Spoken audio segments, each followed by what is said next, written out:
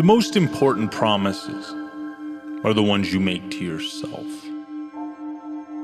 Of all the people on planet Earth, it's most critical that you believe you. That when you commit, you show up. When you make plans, you follow through. When you tell yourself you'll do something, you actually do it. Here's what's interesting. Being that this is, I believe, the North Star, I'm consistently chasing down this standard, right? Trying to be better and better and better at following through. As I clearly think we all should, but keeping promises to yourself is different than keeping promises to others. When you let other people down, especially those close to you, you feel the social repercussions. And for human beings, negative social repercussions are painful. We care greatly about our reputation. Don't want to let others down. Don't want to be known as the person who doesn't show up. And that's incentive enough to push us towards following through with others. But with yourself, where do the repercussions go? What are the consequences? You tell yourself, today is the day. I'm starting, beginning, trying something new. And then you don't. There's no phone call with someone on the other end saying, hey, where were you? Out. How you see yourself, treat yourself, is the sun around which all that other stuff revolves, right? Like the world will notice and act accordingly. It will conform to the standards you create for you. So let's work on those standards. Let's make it so there's skin in the game. So that when we break promises to ourselves, say, not today, or this is good enough for now, that we understand the magnitude of those decisions. Because they're not insignificant. They're crucial. And sometimes we have to highlight the consequences of what we don't do. Sometimes we have to make ourselves truly feel the opportunities we let slip away. As though we did actually hold them in the palms of our hands. There is a price to letting yourself down, and perhaps there's power in quantifying it.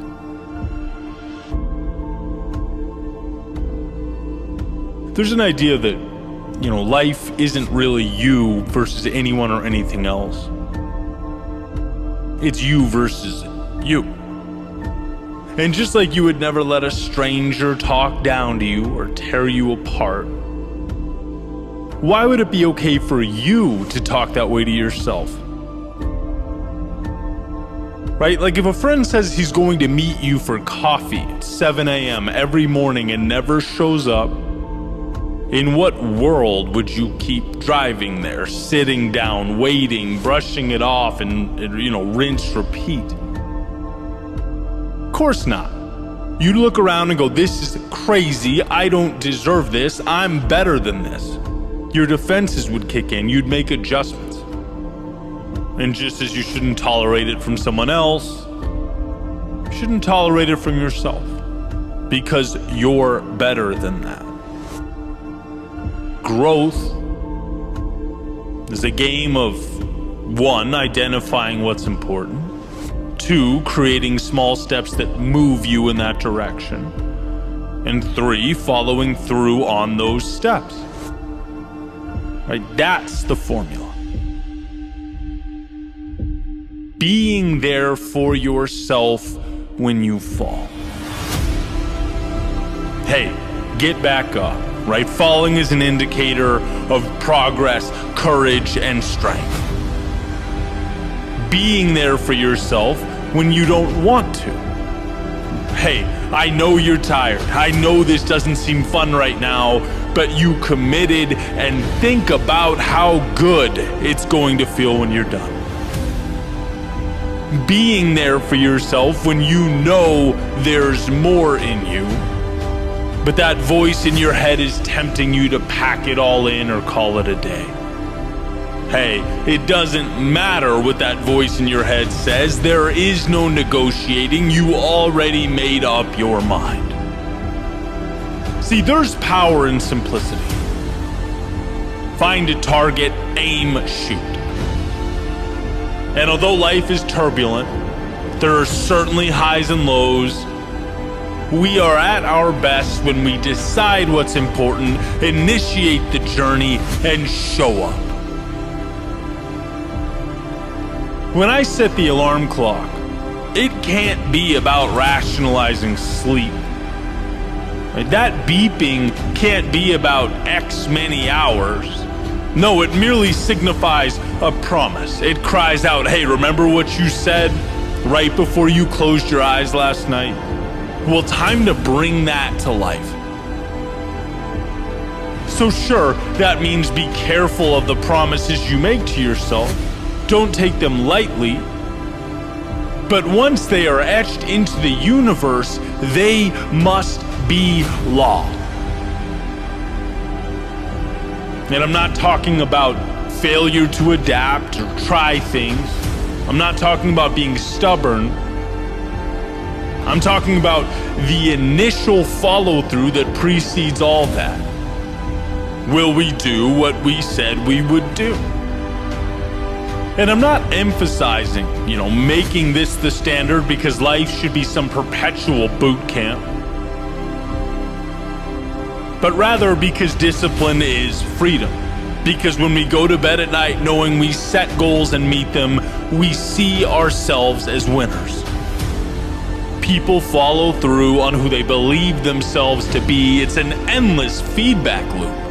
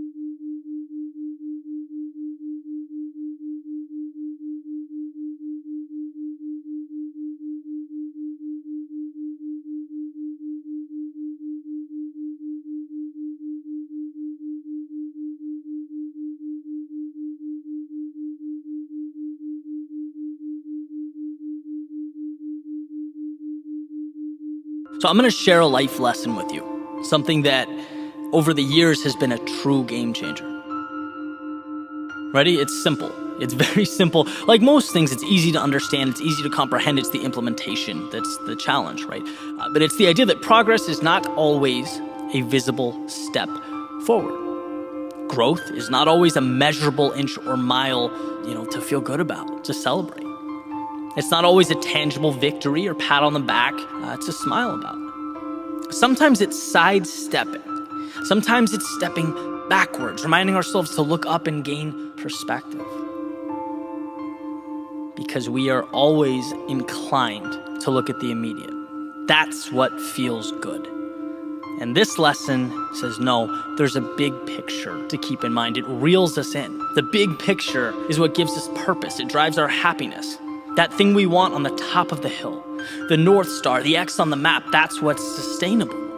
And I say it's been a game changer for me because, one of my biggest adversaries over the years has been that voice in my head, almost pleading with me to indulge in the thing that will bring that immediate result. It's money now, growth now, validation now.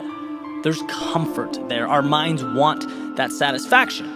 That's why you see all those guys standing next to whiteboards saying they have the formula to make you rich tomorrow. We want tomorrow. We believe in some capacity that can be real tomorrow. But that's what tends to lead us astray.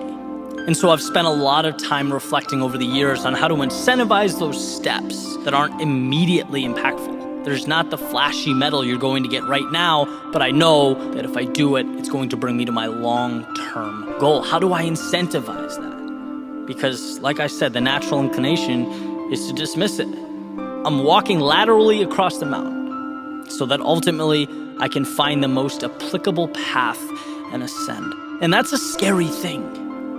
Building long-term gives you very little to immediately slap on a resume, to brag or rant about at holiday parties. There's nothing flashy to impress with, but it's believing in a long-term game, doing what most people can't, trading that certainty that you could have had for an extraordinary later.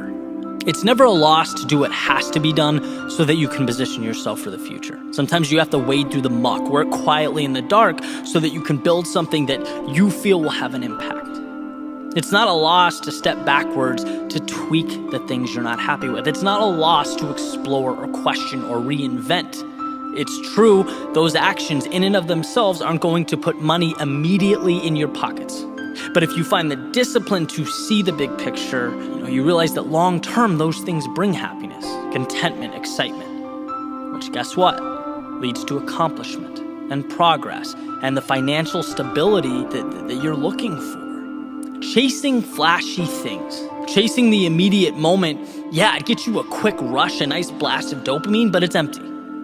Ultimately, it's unfulfilling because nothing worth having is quick. That's life. But it's often the illusion that guides us, right? You'll never see how many auditions the 33-year-old actor went through before he was cast in a major film. You don't see that. You don't see the countless hours and shows and midnight gigs in front of 3 people that the rock star endured. You just don't. It's not celebrated. We celebrate what we see, and what I've learned is that the most important things, they're just not visible to the naked eye.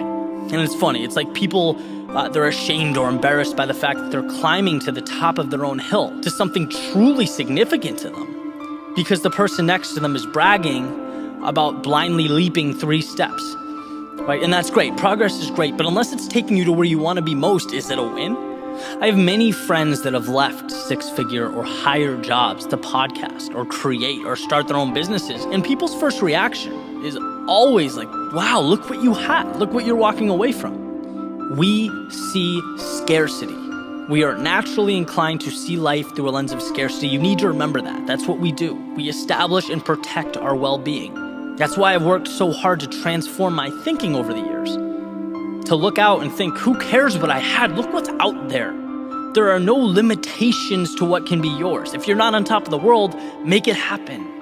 And I understand people are complex. Situations, they're not easy. They're intricate. Everyone's different. Everything is different. But there's a principle that's consistent. And it's that you can always improve your situation. That will never be false. To some degree, you can improve your situation. There's always opportunity. It's just what you see. A friend of mine sent me a text yesterday saying the past and the future, they're just imagination. All you have is now. Everything other than split second is the story you're deciding to tell yourself. That's it. Think about that. We're operating off what we decide is real or imaginary, possible or impossible. We're living in a world that is our own. There's no them or they or crowd, just individual people, all telling themselves some variation of a story. And so taking this back to the point, caving into that pressure, accommodating to the now so that we feel important, so that our self-worth sees that temporary spike, it neglects the opportunity. It makes us feel like we're stepping forward, that we're progressing, but in reality, are we? That voice, that pressure to conform to what will impress Richard next door, will always be to our detriment. And it takes truly what I believe is the most pure, important aspect of life and sticks it in the closet so that we can feel like we're on par with everyone else. Now, I'll never forget starting out, and I bring this up a lot because it was one of those moments where I recognized that a huge shift was happening in my life. Went out with some friends from college, right? And one's working for a senator, one's at Goldman, one's a lawyer, and I'm thinking, well, geez, I just quit my job. But I have this really cool idea for a YouTube channel. And I just, I don't think any girls are gonna be swooning over that. And I struggled, right? At the time, it was difficult for me. And I look back and I'm just thankful every day that at the time, I was able to locate somewhere in my soul the courage to stick that out, to believe that if I executed on this dream, I could have an impact. Because like I mentioned above, it was painful in the moment. But when you think big picture, bigger things happen, right? I'm doing things now that I never ever would have been able to do if I didn't have that desire to do the unconventional thing. If I stopped at sort of the discomfort, or if I stopped when I felt like I was losing this imaginary race to those people around me, I wouldn't have the creative flexibility that I have now. I wouldn't be able to do what I do now. I wouldn't have the people in my life that I have now. You have to earn that every single day. And it makes me wonder how many people stopped when they could have taken their own path, brought their own unique vision into existence, if they didn't retreat when they felt like they were a lone wolf, when it felt like they were losing a race that didn't exist, when they felt like their neighbors were getting ahead, or their classmates or their friends were doing the conventional things, so they had to. They were too scared to step backwards. And I'm telling you right now, that step backwards, that ability to temporarily find yourself, to create yourself, that will mean everything. That will open doors for you that would never have existed. You never would have come across them because you would have been too scared to look for them. You have to make opportunities. Simple metaphor, gumball machine. Gumball does not come out if you don't put the quarter in and turn it. It's a price that has to be paid. Except in reality, the price is a lot higher than a quarter because we're conditioned to want to fit in. We're terrified to look like we don't know what we're doing. Every significant thing around you stemmed from someone pushing into that unknown. It came from someone risking everything.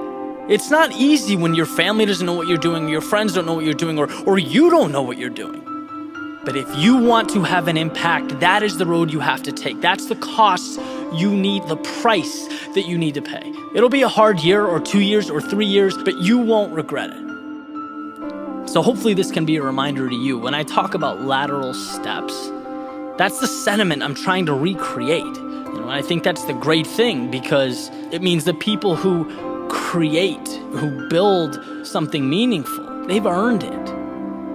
And that's what I tell myself every day. Earn that dream, earn that change, right? Take that road less traveled. What you're doing right now is not insignificant simply because it's not immediately bearing fruit. I think if you listen to this back from the top, you'll notice the constant theme: immediate, now, present. These things are delusion, right? As far as results are concerned, the word immediately is a con artist. Action should be immediate, but results, no, they are gradual. They require persistence. Stick with it. Remind yourself to look up, because that's what you're after. It's a pursuit. You're building a foundation. You're creating the things that permanently alter the artistic and political and social landscapes. That's remarkable. It's the road few have the patience to walk. Remind yourself why you're skipping the small stuff, brushing off the little wins and losses. Why building something substantial in silence is more powerful than gloating and screaming at the top of your lungs after every visible step.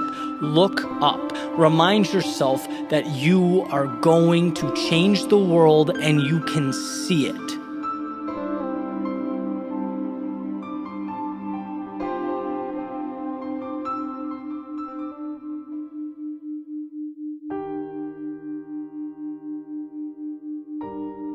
I'll never forget listening to Jim Rohn. I was taking a walk in the middle of the day. I needed to get out, decompress, rethink, realign. And this message came through my headphones. He said, "We must all suffer from one of two pains: the pain of discipline or the pain of regret. The difference is discipline weighs ounces while regret weighs tons." And I needed that. I needed that because sometimes we forget why. In the midst of the day-to-day, the trials and tribulations of life, we forget why we endure. And there's a strange dichotomy that exists. Because, you can't measure discomfort that hasn't arrived yet. You can't identify regret that hasn't materialized. Yet in a way, you have to. You have to somehow make that tangible. You have to know that sacrifices of today deliver you from the anguish of I wish, or if only, or maybe I could have. I've heard it said that humans' ability to delay gratification is what makes us so unique, incredible even. But that doesn't mean it comes easy. So as I walked, I became reacquainted with the trust that I had in myself, in the future, and the steps I was taking. It wasn't that I'd reached some grand finale, but that I gave myself permission to stop constantly expecting one. Worrying when things didn't go as planned, feeling disgusted with myself when I fell short. This is, after all, part of a process. And if one stays the course, builds a foundation of discipline to guide them towards what they believe in, things will evolve. We feel uncertain because new things don't have a precedent, at least not a personal one. And that feeling of, I wish I knew or had some predictability, it's real, it's common. But if minimizing regret is what means the most, then it also means that we must have the discipline to walk steadfast into the unpredictability of tomorrow. A long-term, sustained discipline. In one of my favorite interviews, Bronnie Ware, who wrote the top 5 regrets of the dying, was talking about surrender and how she mentioned in her book, letting go.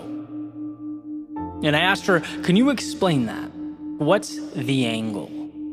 Because the way I look at life, there's always something you can do. You can always improve your situation somehow.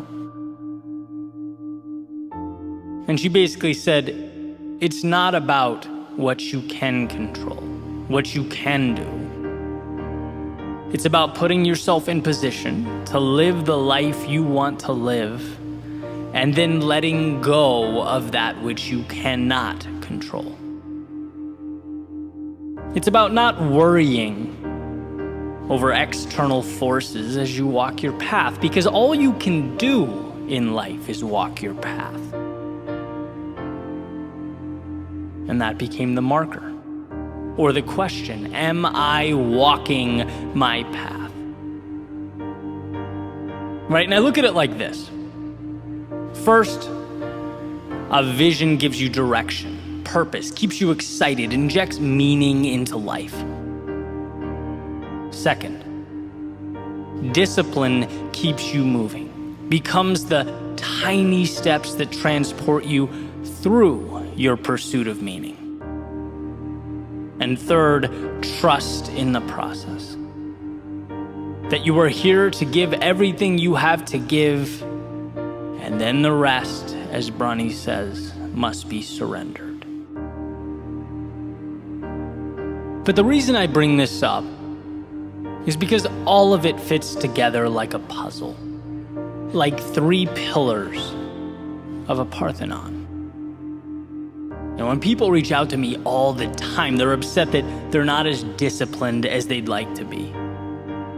And they're listening to the speeches, they're watching the videos, they're absorbing the content, trying to improve. But nothing seems to get the engine going. And I'm wondering, what is your North Star? What are you aiming for? Because as far as I'm concerned, it's impossible to be disciplined if you don't have a reason.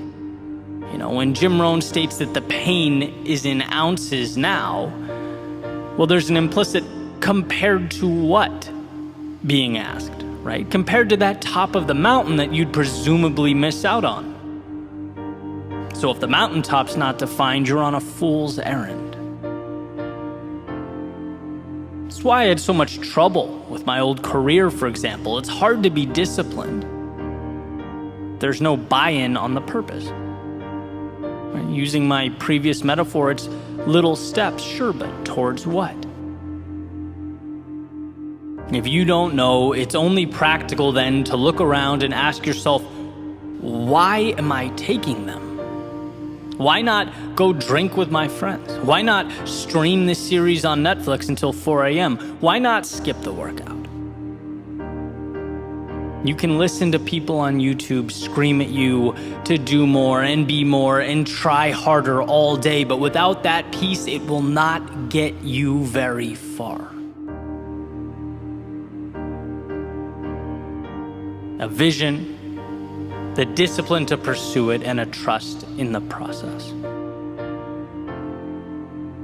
And you could say the same with someone who might have a clear vision, a dream, a perfect idea of what they want, but never take action, right? The discipline never materializes.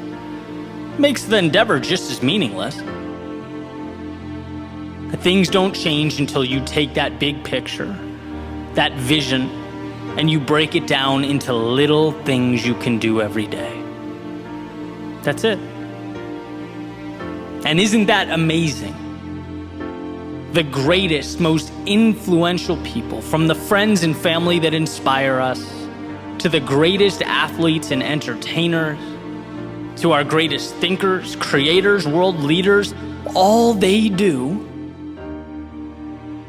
is a handful of things consistently every day in the direction of something that is meaningful to them. A process that has been talked about since the beginning of time. The compound effect, as Darren Hardy calls it. That breakthrough was huge for me. The realization that I don't need to leap any mountain. I just need to ascend one tiny rock at a time, and that is not a superhuman ability, that is a single decision. So here the question isn't, can you be more disciplined? Of course you can. The question is, which few things are most meaningful to you? Which will you be focusing on every day so that they expand and inject value into you and the world? And then, lastly, there is trust. Sometimes the most difficult. Seeing the unseen. Maintaining confidence in that which is unknown. An incredibly challenging expectation in an instantaneous world, a world where things are immediate, feedback is immediate. Messages are sent across the planet instantaneously. Goods and services arrive within hours. We have forgotten patience because it is disintegrating before our very eyes. We are a society of now. But the best things in life, they take time. They require that we hold up our end of the bargain and that we trust life will fall into place. Belief in a process that will come to mean more than anything that arrives in 30 seconds ever could. A vision, the discipline to pursue it, and a trust in the process. So perhaps you're overdue for your midday walk, your little excursion into the soul, to ask yourself, what is it you are moving towards? Why are you doing what you're doing? Does it mean something? And if not, perhaps some adjustment is in order. Perhaps you've lost sight of that North Star that lights up our lives and illuminates the way. Take solace in the fact that life is not as serious as we make it out to be. We don't live in a world of right and wrong, good and bad, yes and no, but a continuum. An opportunity to seek out and find the beautiful ups and the meaningful downs, to set our sights on the horizons that matter. See, when the little things feel too complex or burdensome, it's because the big things are misaligned. And that is a powerful idea to grasp. It's never that life is too difficult. It's that we have closed our eyes. So don't be fooled by those selling you reality as some problem, some obligation that must be dealt with. No, today is the greatest gift of your lifetime. And the same will be true every day moving forward. And to echo Jim Rohn, absolutely it is a gift comprised of sacrifice, discomfort along the way. But that's a small price to pay for entry to the show, for the ability to embrace the mystery and embark upon the adventure. When you're pointed to the right North Star, well, the road, it feels less treacherous on your feet. The hills less strenuous on your legs. What we often deem to be a lack of preparedness, ability, strength, well, might just be a lack of alignment. So adjust. Because this world, flexible and limitless, invites you to do just that. It invites you to explore until you've uncovered your vision, to pursue it like nothing else matters, to sidestep the obstacles, invert the setbacks, and lastly, to find hope when there appears to be none. To set your sails, walk your path, run your race, and surrender to that which is beyond your control. And you'll find that with a vision, with discipline, with trust in the process, there is no situation or circumstance outside the scope of what's possible for you.